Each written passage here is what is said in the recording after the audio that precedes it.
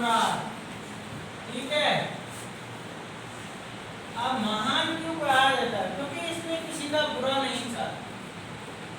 आप सोचते होंगे कि इसने महाराणा प्रताप पर आक्रमण किया। महाराणा प्रताप पर इसने कोई आक्रमण नहीं किया।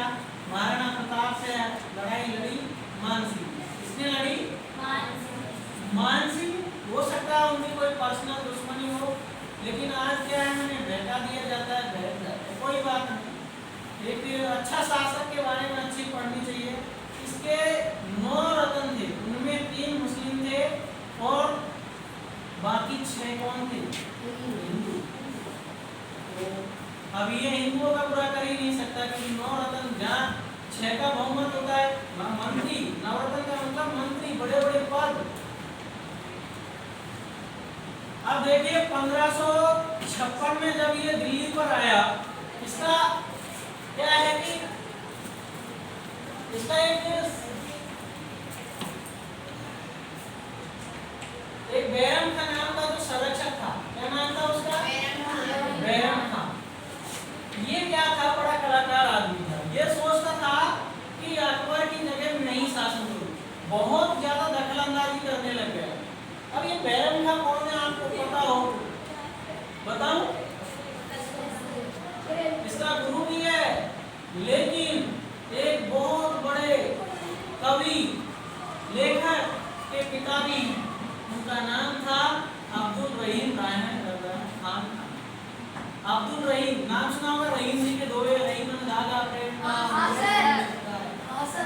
ठीक है, तो बैरम का क्या था, इसके शासन में ज्यादा इंटरफेयर करने लग गया।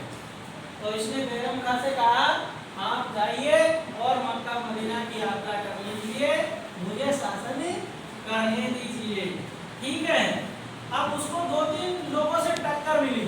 अफगानिस्तान में यहाँ पर इसके पुराने दुश्मन रहते थे, इसके बाप दादाओं के सूरी, और इधर भी सूरी, ये शेरशाह सूरी। तो इनसे टक्कर मिलती गई।